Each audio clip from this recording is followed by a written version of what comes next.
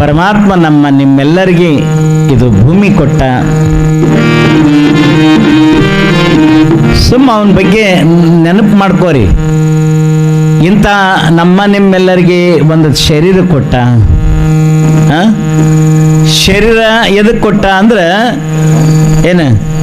ಶರೀರ ಎದಕ್ಕೆ ಕೊಟ್ಟ ಅಂದ್ರೆ ಈ ನಿಸರ್ಗವನ್ನು ನೋಡಿ, ಪರಮಾತ್ಮ ಮಾಡಿರ್ತಕ್ಕಂಥ ಈ ಲೀಲೆಯನ್ನು ನೋಡು. ಲೀಲೆ ಅಂದ್ರೆ ಏನು? ಬರೀ ಹಸನಾಳದಾಗ ಕೂತ್ಕೊಂಡು ಅಲ್ಲೇ ರೊಟ್ಟಿ ಬಡದು ಅಲ್ಲೇ ತಿನ್ನೋದು ಅಲ್ಲೇ ಮನ್ಕೊಳ್ಳೋದು ಮಾಡೋದಲ್ಲ. ಚಂದಾಗಿ ದುಡಿ, ಚಂದಾಗಿ ಸಂಸಾರ ಮಾಡು. ನೆರಿ ಹೊರೆಯವರು, ಊರನವರು ಎಲ್ಲರಿಗೆ ದೇವರು ಅಂತ ತಿಳ್ಕೊ. ನೋಡು, ಬರೇ ಮಲ್ಲಯ್ಯನ ಗುಡಿಯಾಗ ಅಂಬಾಬಾಯಿ ಗುಡಿಯಾಗ ದೇವ್ರು ಹುಡುಕಬೇಡ್ರಿ. ದೇವ್ರು ನಿನ್ನ ಹೇಳ್ದಳಲ್ಲ, ಹೆಂಬಡಿ ಮಲ್ಲಮ್ಮಗ ತಾಯಿ, ಎಲ್ಲೆಲ್ಲೂ ಶಿವ ಅದಾನ. ಅಣ್ಣು ರೇಣು ತೃಣ ಕಾಷ್ಟದಲ್ಲಿ ಶಿವ ಇದ್ದಾನೆ. ದೇವರು ಎಲ್ಲದಾನ ಅಂತ ತಿಳ್ಕೊಡ್ಕಿದ್ರೆ ಅಂಬಾಬಾಯಿ ಗುಡಿಯಾಗ ಹೋದ್ರೆ ದೇವ್ರು ಸಿಗ್ತಾನಂತೆ. ಎಂದೂ ನಿಮಗೆ ಸಿಗಲ್ಲ. ಮೊದಲು ನಿಮ್ಮ ಮನೆ ದೇವ್ರು ಹುಡುಕ್ರಿ. ಮೊದಲು ಮನೆ ದೇವ್ರಿಗೆ ಉಪವಾಸ ಹಾಕಿ ಇಲ್ಲಿ ಬಂದು ಹೊಡಾಡಿ ಬೀಚ್ ಅಡಿಗೆ ಮಾಡ್ತಿದ್ರಂತ ಗುಡ್ಯಾಗ. ಮನೆಯನ್ನ ದೇವರನ್ನ ತಂಡಗ ಮಾಡು. ಜೀವಂತ ದೇವರವೆಲ್ಲ ಊರಾಗಿ ಎಲ್ಲರೂ ಬಾಯಾಗಿರ್ಬೇಕು. ಅವ್ರಿಗೆ ಯಾವುದೇ ಕುಲದವ್ರು ಇರಲಿ, ಯಾವುದೇ ಜಾತಿಯವರು ಇರಲಿ, ಅವ್ರಿಗೆಲ್ಲರಿಗೂ ಅಣ್ಣ ತಮ್ಮ ಅನ್ನುವಂಥ ಭಾವನೆಯನ್ನಲ್ಲಿರಬೇಕು. ಈ ಮಾತನ್ನ ಗುರುಗಳು ಮಲ್ಲಮ್ಮನಿಗೆ ತಿಳಿಸಿ ಹೇಳ್ತಾರೆ. ಎಂಥ ಮಾತಾಡ್ತಾರೆ ಗುರು. ಎಂಥವನಂತ ತಿಳ್ಕೊಂಡು ಕೇಳಿದ್ರೆ ಭವರೋಗ ವೈದ್ಯ ಮಲ್ಲಮ್ಮನಿಗೆ ಪಾಠ ಹೇಳ್ತಾರೆ. ಯಾವುದೇ ದೇವರನ್ನ ತಿಳ್ಕೊಂಡು ಬರೇ ಲಿಂಗಾಯದೊಳಗಿರೋದಿಲ್ಲ, ಗುಡಿ ಒಳಗಿರೋದಿಲ್ಲ. ಪ್ರತಿಯೊಬ್ಬರ ಹೃದಯ ಕಮಲದೊಳಗೆ ದೇವರಿದ್ದಾನೆ. ಎಲ್ಲಿ ನೋಡಿದ್ರಲ್ಲ ದೇವರಿದ್ದಾರಪ್ಪ, ಪರಮಾತ್ಮ ಇದ್ದಾನೆ. ಅಂಥ ಪರಮಾತ್ಮನನ್ನ ನೀನು ಕಾಣಬೇಕಾದ್ರೆ ಎಲ್ಲಿ ನೋಡಬೇಕು ಅಂತ ತಿಳ್ಕೊಂಡು ಕೇಳಿದ್ರೆ ನಿನ್ನ ಮನ್ಯಾಗ ಮೊದಲು ನೋಡು. ಮಾತೃದೇವೋ ಭವ, ಪಿತೃದೇವೋ ಭವ, ಅತ್ತಿದೇವೋ ಭವ, ಮಾವ ದೇವೋ ಭವ, ನೆಗಣಿ ದೇವೋ ಭವ, ನಾದಿನಿ ದೇವೋ ಭವ, ಗಂಡ ದೇವೋ ಭವ, ಹೆಂಡತಿ ದೇವೋ ಭವ. ಶರಣಯ್ಯ, ಹೆಂಡತಿ ದೇವೋ ಭವ. ಕರ್ನಲ್ಲ ಶೋ ನೀನ ಮದುವೆ ಆಗಿಲ್ಲ, ಹೇಳಿಕೆ ಆಗ್ತಾನವ. ಆಗ್ಯದನ ಮನ್ಯಾಗ ಹೆಂಡತಿ ದೇವೋ ಭವ ಅನ್ನಬಾರ್ದು. ಅದಕ್ಕೆ ಪ್ರೀತಿಯಿಂದ ಕರಿಬೇಕು. ಹೆಣ್ಣು ಮಕ್ಕಳಂದ್ರೆ ಸಾಮಾನ್ಯ ಅಲ್ಲವು. ಪಾರ್ವತಿ ಎರಡನೇ ಅವತಾರ ಯಾರಂದ್ರೆ ಇಲ್ಲೆಲ್ಲ ಕೂತವ ನಮ್ಮ ಮೌದರೆಲ್ಲ, ಇವೆಲ್ಲ ನೀವು ಪಾರ್ವತಿ ಅವತಾರ ನೀವೆಲ್ಲರೂ. ಅಂಥವರನ್ನ ಕೆಡಿಸಿ ಮಾತನಾಡಬಾರ್ದು ಮಲ್ಲಮ್ಮ. ನೋಡು, ಮನೆಯೊಳಗೆ ನೆಗೆಡಿದ್ರೆ ಅವರೆಲ್ಲ ದೇವರ ಸಮಾನ. ಅವರು ಹೆಂಗಕ್ಕಿರ್ಲಕ್ಕ ನಿನ್ನ ಪ್ರೀತಿ, ನಿನ್ನ ದೇವರ ಗುಡ್ಯಾಗ ಮಲ್ಲ ಹಿಂಗರೆ ಕುಂಡ್ರಲಕ್ಕ, ಹಿಂಗ ಕುಂಡ್ರಲಕ್ಕ. ನಿನಗೇನು ಮಾಡೋದ? ಓಂ ನಮ ಶಿವಾಯ. ಕಣ್ಣ ಮುಚ್ಚಿ ಅವನನ್ನು ನೆನೆಸಿದ್ರೆ ಸಾಕು. ನಿನ್ನ ಮನ ಶುದ್ಧಿ ಆಗಬೇಕು, ನಿನ್ನ ಭಾವ ಶುದ್ಧಿ ಆಗಬೇಕು.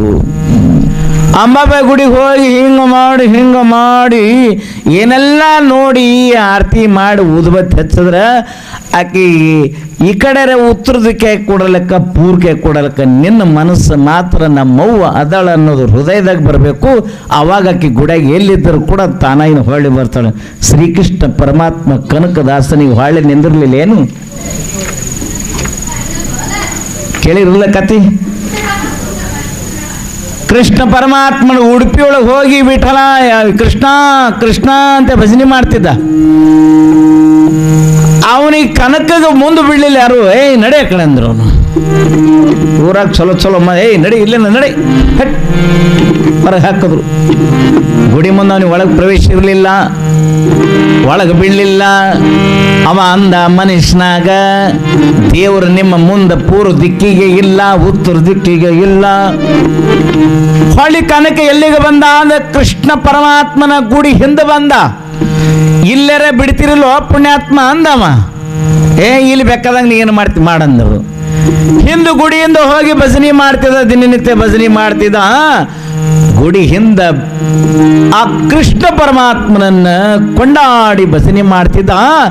ಕೃಷ್ಣ ಪೂರ್ವ ಇದ್ದಿದ್ದು ಪಶ್ಚಿಮಕ್ಕೆ ಹೊಳದ, ಹಿಂದಿನ ಗ್ವಾಡಿ ಹೊಡಿತ್ರಿ ಕನಕಗೆ ದರ್ಶನ ಕೊಟ್ಟ ಕೃಷ್ಣ ಪರಮಾತ್ಮ.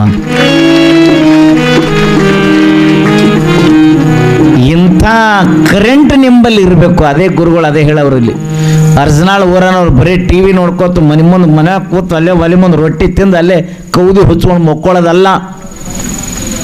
ಗುರುವಿನ ಎದುರಿಗೆ ಬಂದರೆ ಎಲ್ಲರೂ ಬಂದು ಕುಳಿತುಕೊಂಡಾಗ ಜ್ಞಾನೋದಯ ಆಗ್ತದೆ ನಮ್ಮೆಲ್ಲರಿಗೆ. ಎಂಥ ಮಹಿಮಾ ಕೃಷ್ಣ ಪರಮಾತ್ಮ ಕನಕನಿಗೆ ಹಿಂದಿನ ಗ್ವಾಡಿ ಒಡೆದು ದರ್ಶನ ಕೊಟ್ಟಾಗ ಊರನವ್ರು ಎಲ್ಲರೂ ಅಂದ್ರು, ಯಪ್ಪ ನಾವೇನು ಮಾಡೀವಿ, ಗುಡಿ ಮುಂದೆ ಟೆಂಗ್ ಬಡ್ದಿರಿ, ಚಲೋ ಗುಣ ಇಲ್ಲ, ಅವ ಬ್ಯಾರೆ ಇವ ಬ್ಯಾರೆ, ನೀ ಸರಿ. ದೇವರಿಗೆ ಎಲ್ಲ ಮಕ್ಕಳು ಒಂದೇ ರೀಪ, ಗುರುವಿಗೆ ಎಲ್ಲ ಮಕ್ಕಳು ಒಂದೇ. ಜಂಗಮ ಹೇಳ್ತಾನ 6-18 ಕುಲಕ್ಕೆ ಜಂಗಮನೇ ಶ್ರೇಷ್ಠ ಗುರು. ಜಂಗಮನಿಗೆ ಜಾತಿ ಇರಲ್ಲ, ಯಾರು ಕರೆದವರು ಅಲ್ಲಿ ಹೋಗೋದೆ, ಯಾರು ಕರೆದ್ರು ಅವ್ರ ಮನೆಗೆ ಹೋಗೋರೆ, ನಾವು ಬರೋರೆ ಎಲ್ಲರೂ, ಎಲ್ಲಿ ಕರೆಯಲಕ್ಕೆ ಹೋಗೋರಿ ನಾವೆಲ್ಲ. ಜಂಗಮ ನಿಟ್ಟ ಆ ಪಾದವನ್ನಿಟ್ಟ ಆ ಭೂಮಿ ಆಗ್ತದೆ, ಪವಿತ್ರ ಆಗ್ತದೆ. ಅವನೂ ಶುದ್ಧ ಆಗಬೇಕು, ಅವನೂ ದೇವರಾಗಬೇಕು ಅನ್ನುವುದೇ ಜಂಗಮನಲ್ಲಿರುವಂಥ ಸದ್ಗುಣಗಳು. ಹಾಗೆ ಇಲ್ಲಿ ಏನು ಹೇಳ್ತಾಳೆ ತಾಯಿ ಗೌರಮ್ಮ ಮಗಳಿಗೆ, ಗುರುಗಳು ಹೇಳಿದ ಪಾಠಗಳನ್ನ ಮಗಳು ಅವ್ಗೆ ಹೇಳಕತ್ತಿತ್ತು ಬಂದು. ನೋಡ್ರಲಿ, ಅದಕ್ಕೆ ಹುಡುಗಿಯರು ಹೇಳೋದು ಬರಲಿ ಪುರಾಣಕ್ಕಂದು ಬಂದು ನಿನ್ನೊಂದು 2 ಕಾಲೇಜ್ ಹುಡುಗಿಯರು ಬಂದು ಓಡಿನ ಹೋಗಿ 1-2 ಬಂದವು ಗಿರಿಕಿ, 2-3 ಎಲ್ಲಿ ಹೋದು ಗೊತ್ತಿಲ್ಲ. ಅವರು ಮೊಬೈಲ್ ನೋಡ್ಕೊಂಡು ಕೂಡಿರ್ತಾರೆ. ಮನೆಯೊಳಗೆ ನಾವೆಲ್ಲರೂ ಹೇಗಿರಬೇಕು ಅನ್ನೋದನ್ನು ಈ ಪಾಠ ಏನು ಹೇಳಿಕೊಡ್ತದಂದ್ರೆ, ನಿಮ್ಮ ಮಕ್ಕಳ ಕಲ್ಯಾಣದ ವಿನಃ ಇದು ಏನು ಮಾಡ್ತದ, ಮಲ್ಲಿಕಾರ್ಜುನ ದೇವಸ್ಥಾನದಾಗ ಪ್ರವಚನ ಏನು ಮಾಡ್ತದಂದ್ರೆ, ನಿಮ್ಮ ಕಲ್ಯಾಣ ನೀವೇ ಮಾಡ್ಕೋಬೇಕು. ಸಂಸಾರ ಅನ್ನುವಂಥದನ್ನು ಹೆಂಗೆ ಹೋಗಬೇಕು ನಾವೆಲ್ಲರೂ. 100 ವರ್ಷ ನಾವು ಯಾರಿಗೆ ಬಟ್ ಮಾಡ್ಕೊಳ್ಳಾರ್ದಂಗೆ ಜೀವನ ಹೆಂಗೆ ಮಾಡ್ಕೋಬೇಕು, ನಮಗೆಲ್ಲರೂ ಹೌದು ಅನ್ಬೇಕು. ಹಂಗೆ ಅನಿಸ್ಕೋಬೇಕಾದ್ರೆ ಮಲ್ಲಮ್ಮನ ಪುರಾಣವನ್ನ ಕೇಳು ಜೀವನದೊಳಗ. ಯಾಕ್ರಿ, ಹೇಮರೆಡ್ಡಿ ಮಲ್ಲಮ್ಮನ ಬದುಕು ಬಾಲ್ಯದಿಂದಲೇ ಪ್ರಾರಂಭ ಆಗಿದೆ. ನಿನ್ನಿನ ತಾಯಿ ಗುರುಗಳ ಕಡಿಸಿ ಅಷ್ಟಾವರಣ, ಪಂಚಾಚಾರ, ಷಡಸ್ಥಲಗಳನ್ನ ಇವೆಲ್ಲವನ್ನ ಅಧ್ಯಯನ ಮಾಡಿ ದಿನನಿತ್ಯ ಅವಳ ಹಣೆ ಮೇಲೆ ವಿಭೂತಿ, ಬೆಳಗಿನ ಜಾವದ ಎದ್ದ ತಕ್ಷಣ ಭಸ್ಮ ಹಚ್ಕೊತಿದ್ದಳು. ಆಮ್ಯಾಗ ಇಷ್ಟಲಿಂಗ ಪೂಜೆ ಆಗ್ತಿತ್ತು. ಆಮ್ಯಾಗ ಮನೆ ಮುಂದೆ ರಂಗವಲ್ಲೆ ಹಾಕಿ ತಲಬಾಗಲವನ್ನು ಸಿಂಗಾರ ಮಾಡಿ ತಾಯಿ ತಂದೆಗೆ ನಮಸ್ಕಾರ ಮಾಡ್ತಿತ್ತು ಹೇಮರೆಡ್ಡಿ ಮಲ್ಲಮ್ಮ. ಎಷ್ಟು ಮಕ್ಕಳು ನೀವೆಲ್ಲರೂ ತಾಯಿ ತಂದೆಗೆ ನಮಸ್ಕಾರ ಮಾಡಿರಿ, ಕೈ ಎತ್ತರ ನೋಡೋಣ. ನಾಳೆ ಗಂಡಗಾರ ಮಾಡ್ತಿರಲ್ಲ ಯಾರಿಗೂ ನೀವು ಹಣೆ ಬರಕ್ಕೆ.